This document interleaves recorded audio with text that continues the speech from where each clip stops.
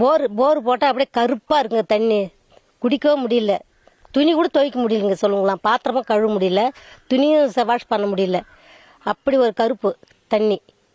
இந்த தடுப்பான போடுறதுல ரொம்ப மோசமாக இருக்குதுங்க. நெல்லிக்குப்பம் தனியார் சர்க்கரை ஆலையில் திறந்துவிடப்படும் கழிவுநீர் கலப்பது இங்கேதான். நகராட்சி கழிவுநீர் கலக்க விடப்படுவதும் இங்கேதான். செத்து போச்சு, ஆடு மாடு கோழி எல்லாமே செத்து தான் கிடக்கு. கடைசியா நாங்க தான் சாகணும். இப்ப அது இந்த நகர்ல இருக்கிற நிறைய பேர் கிட்டத்தட்ட 12 குடியிருப்பு மக்கள் இங்க இருக்காங்க. கிட்டத்தட்ட ஒரு 2000-2500 மக்களுக்கு மேல இங்க இருக்கோம். இதுவாகிறதுனால கொஞ்சம் கஷ்டமா தான் இருக்கு. இருந்தாலும் தண்ணி எல்லோவா வர்றதுனால தண்ணிலாம் குடிக்க முடியாது. எங்களுக்கு பாத்தீங்கன்னா டேங்க் தண்ணி தான் எங்களுக்கு குடிக்கிறதுக்கு எல்லாத்துக்கும் யூஸ் பண்றதுக்கு அந்த தண்ணி தான் நாங்கள் யூஸ் பண்ணிட்டு இருக்கோம். மற்றபடி இது துணி துவைக்கிறதுக்கு வீட்டில் யூஸ் பண்ற தண்ணி தான் யூஸ் பண்ணிட்டு இருக்கோம். பாத்திரம் கழுவுறதுக்கு அதுக்கு மட்டும் தான் யூஸ் பண்றோம். மற்றதுக்கு எதுக்குமே யூஸ் பண்றது இல்லை.